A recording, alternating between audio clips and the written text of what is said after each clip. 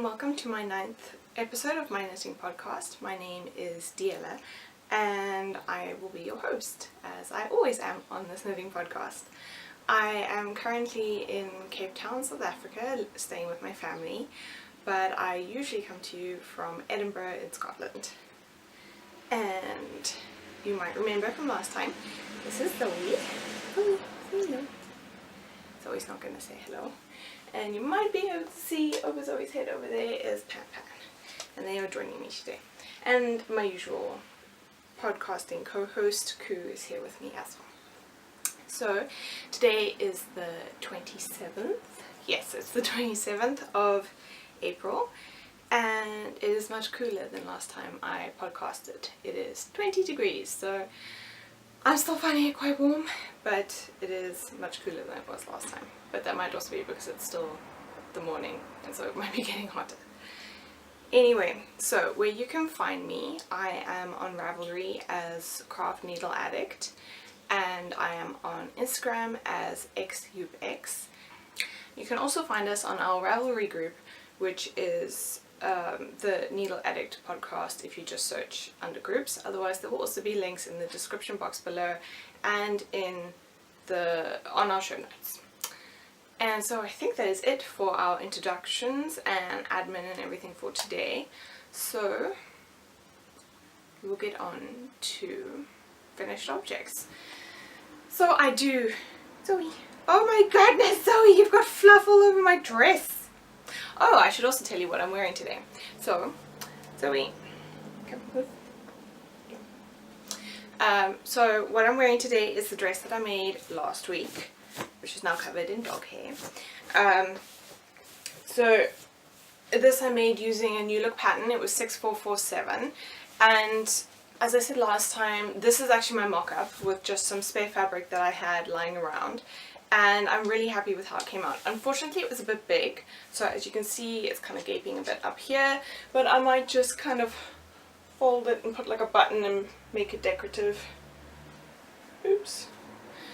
What is it? I think I follow a couple of people, kind of designers on Instagram, and I think it was Tilly and the Buttons recently posted something which says there are no mistakes, there are only design features. So I might try and turn this into a bit of a design feature. But otherwise I'm really happy with it, and I did make it too big, but so for the next one I make, I'll obviously make it smaller and hopefully that will fit a bit better. But I did kind of take it in at the back and stuff, so it does fit better on the sides now. It's just kind of a bit big at the top. And so for finished objects, I do actually have a finished object for you, and this has quite a story.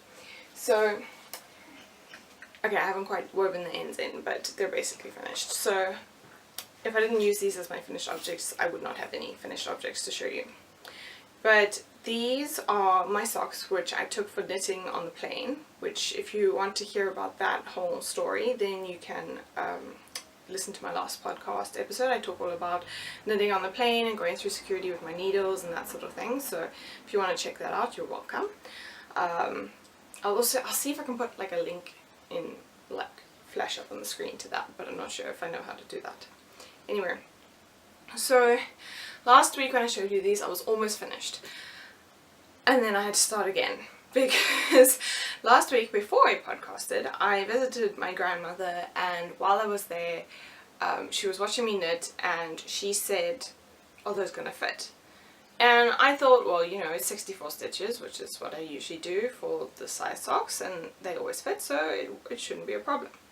But the more I thought about it, I was thinking about the fact that I was knitting it on 2.25mm needles instead of 2.5mm needles. And although I had done a swatch, I was starting to wonder, are these going to fit? Now, for both socks, I had done the cuffs, the heels, and the cuffs, ankles, and done the heels, and I was on the foot. So I tried them on, and I could barely get the cuff over my ankle, and then the rest of the foot was quite tight. So I thought, well, maybe it's just the cuff that's too tight. So I put in a lifeline, because I'm I'm very comfortable putting in afterthought lifelines. So I put in an afterthought lifeline, and I cut off the cuff, and then I joined in again, and I re-knit the cuff in 2.5mm needles. And then I tried it on again, and the cuff fit fine, and it came over my foot much easier, but the rest of the sock was very tight, and especially with a bit of wearing and a bit of washing, I think it would have probably fit me fine, but I'm about a size 7-ish, and the socks are supposed to be a size 8, so I know the person has slightly bigger feet than me, so I just knew it wasn't going to work. So I ripped them all out, all the way back. I frogged them, and I started again last Friday, so after we podcasted. And after that I just knit them, and they are finally done. I actually finished them this morning. I was on the toe decrease last night, but I was getting really tired and I didn't want to mess up and have to rip back anything more, because I just couldn't handle knitting again on these. So I finished them this morning, which is why there's still some ends out and everything, but they are finally done, and I'm so happy to have them done, because I generally do not knit one colorway twice, because I've seen how it knits up. I've had the joy of knitting it, and there are so many colorways out there that I just don't want to repeat it again. I almost feel like I get second sock syndrome if I have to knit a second pair in the same color. So this was quite a challenge for me, having basically almost finished, having got to about there, and then having to rip them out and knit them again. So although I really like the colour and I did enjoy knitting them, I'm very happy to not be knitting with this yarn anymore. So as I said, I knit these on a 2.5mm needle, and for the heel, well, for the sock I used the Winwick Mum pattern by Christine Perry, which I will link in the show notes, which is basically just the heel flap and gusset part. I mean, the rest is just a sock. Oh, I think I actually used the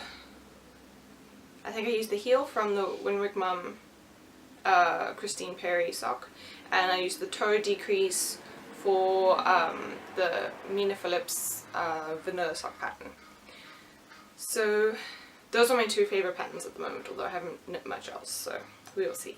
But anyway, so those are these socks, which are finally done, and as soon as they are sewn in, I can give them to the recipient, which I'm very happy to do.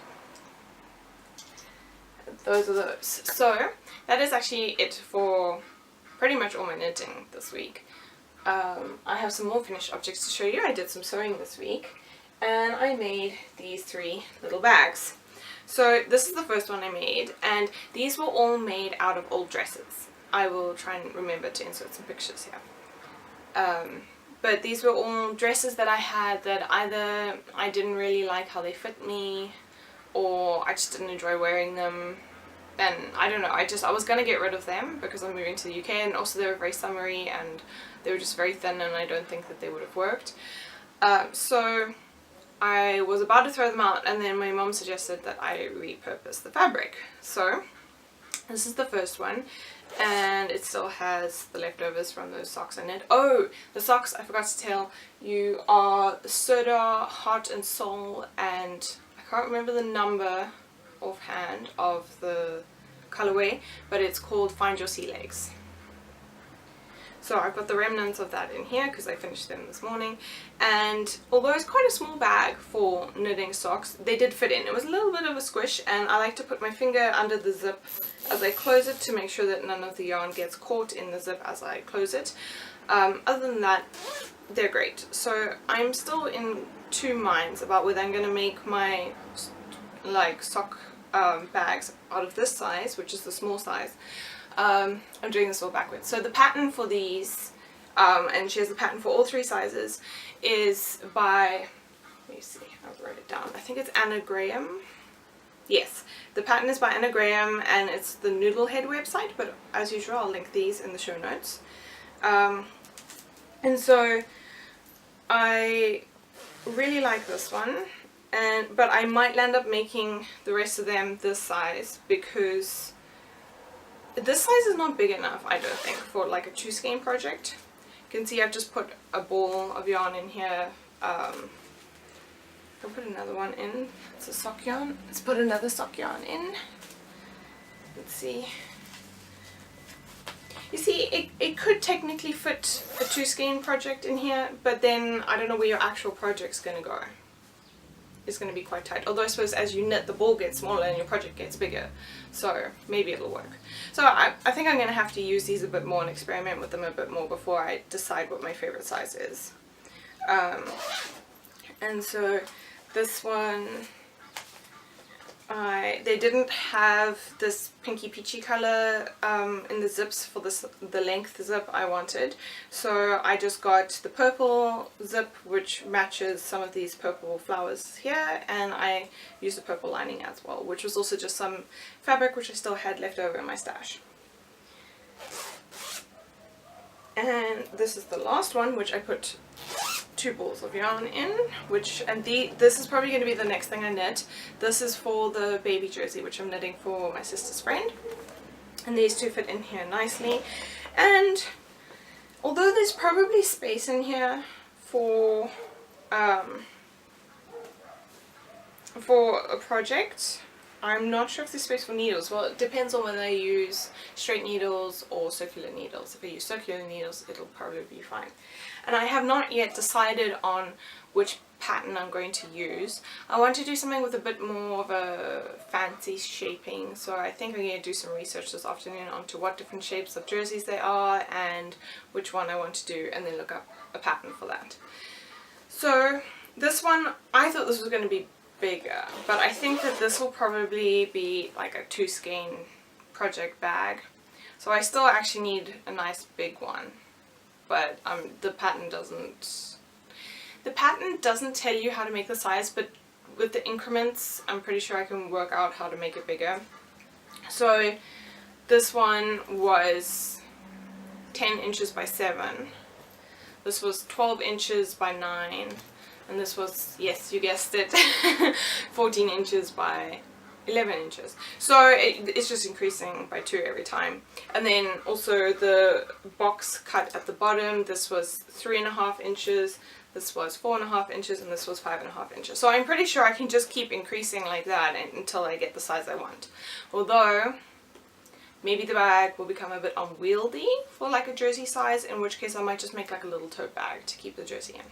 I'm not sure. Still thinking about it. So yes, also I want to talk about the zips. So as you can see, again, they didn't have the pinky peachy color, so I just chose a white or white cream color that matched these little spots on the flowers. And so for these, I am just so blown away about the difference in prices in different countries, because I bought a zip in Edinburgh when I was thinking of making, well, I've still got them, I haven't used them yet, and those were about, I can't remember if they were £1 or £2 or what they were, but they're definitely not less than £1 for a zip. But these, I got these 3 zips for £9 rand, well, it was like £8.50 or something, which is equivalently like £0.5. So yeah, zips are much cheaper here, so I'm going to be making lots and lots of project bags and taking them home with me. So yeah, that's it for my finished objects for this week, and I do not really have any other sort of whips or anything because I haven't finished. I just finished those socks this morning, but I do have an acquisition to show you, which is again not knitting related, I'm sorry. But last couple of episodes ago I spoke about the beads and how I got a really small packet of beads in Edinburgh for £2.50, which is over 34 rand. And I went to the shop here in Cape Town and I bought a whole lot of these little beads, and these were 5 rand each. So 5, 10, 15, 20, 25, 30, 35. I could get about 7 of these packets for the price of 1. So I will show you these. I'll show you all the colours I got. And I also got a little sewing gauge thing. I don't know what it's called. A handy gauge is what it's called. And this I got, so it just has inches on the one side and centimeters on the other side. And you can slide this little measurement thingy down. And this helps you if you're trying to do seams and hems and that sort of thing. You can use this to measure and it makes it much easier. So my mom actually has a smaller one of these, but I don't have one in Edinburgh, so I just bought this one so I can take it back with me. And I also bought two. Okay, I don't know where it was, but I think I'm basically done. So I was thinking I can take these on the airplane with me, and that'll be nice because they're not metal, so they're less likely to show up, and if they are nice, they're also a cheap pair, so if they do get taken, it's alright. And I think that is it for today. Okay, so I'm just going to show you my beads quickly. So I bought these red ones. I don't know how to tell. No, that's not focused. There we go. So I bought nice red ones. I tried to kind of go for rainbow colors, so we got red. And then we have this nice sort of tangerine orange color. And I bought a nice opaque yellow. And this is a more see-through yellow, which I was hoping to use for a sort of like a goldy color. And then we have some pink. And this is a sort of pearlescent pink. I've got like just a plain opaque pink, and then this is a pearlescent pink. And we have some other orange ones, which I didn't actually buy. My sister gave me these. Then we have some green ones. Nice lime green. Oops. Grass green, I don't know. And these are some sort of tealy ones. I really like this color. And we have some, that turquoise maybe? I don't know, they're very nice.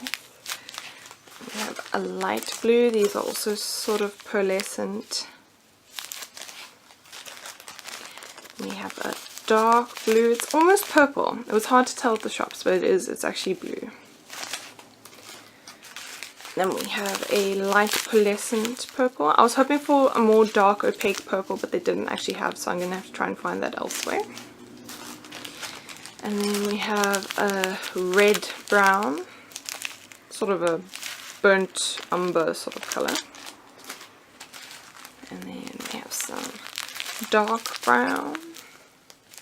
Those you can't really see, sorry. I can't take them out of the packet obviously because there would just be beads everywhere. And this is a sort of silvery black color. So those are the beads I got. As usual, I'm trying to keep this quick because it takes quite a long time to upload. And I think that's everything. You can see Pan Pan properly now. Pan Pan! Oh, my kitty. We had, I suppose I can give you a little bit of needless chatter. We had a massive thunderstorm yesterday, and we don't often get thunderstorms, but we've been having a drought. And although the thunderstorm is not actually a sign that the drought's over, because it's not just that there's rain, we have had rain, it's just that we have not had enough rain to fill up our dams, so we don't have enough water. But having rain is a really good thing, and hopefully it's a sign of more rain to come. But our animals were not so happy about the thunder and the lightning. Usually they're okay, usually they don't mind too much thunder, but I think it was very loud, and also the rain was very heavy. There were very big drops and falling hard, so it was making a lot of noise. So I had Pan Pan locked up in my room for a little bit while I had to go out because she was sort of dashing all over the place, and I was worried that she was gonna get lost or something. And Salty unfortunately is missing again. So she actually went missing before the thunderstorm. So I'm not sure where she is, and so I've been sleeping so badly. Every time I hear any little noise I jump up and run to the window to see if she is coming home or if she's back. So yes, that is very unfortunate, but Pan Pan You're running off. You're running off. Yeah, Pan and Zoe were not very impressed with the they were not very impressed with the thunderstorm yesterday, but then it ended quite quickly, and now they've been fine.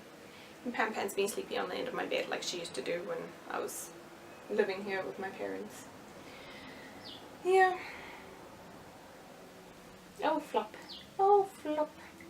Flopsy kitty. Flopsy kitty. Anyway, so that's it for my podcast. I hope you enjoyed it, and please like and subscribe if you want to see more, and please come and join us on the Instagram. On Instagram. You can join us on Instagram if you like, but please do come join us on the Ravelry podcast. I am planning, once I get back to the UK, to do a giveaway with some yarn that I will have bought here. And so we need people, yes Pan, we need people in the Ravelry group so that we can do the giveaway. So if you want some cool yarn, please come join the Ravelry group. And we got a couple of people there, so come, and there's a thread for you to introduce yourself, and I will read and respond. And there's also places for you to discuss the current episode if you want, or previous episodes. And you're also welcome to start your own thread in the group. I'm very happy for people to do that, so please come along and join us. So thank you very much, and goodbye.